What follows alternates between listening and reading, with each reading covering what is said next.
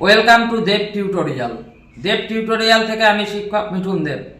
উচ্চ মাধ্যমিক পরীক্ষা এসে গেছে।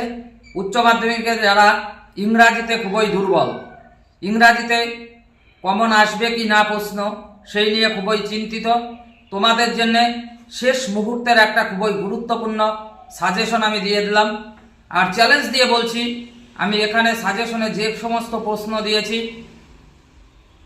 তার বাইরে কোনো কিছু আসবে না, 100% গ্যারান্টি দিয়ে বলতে পারি।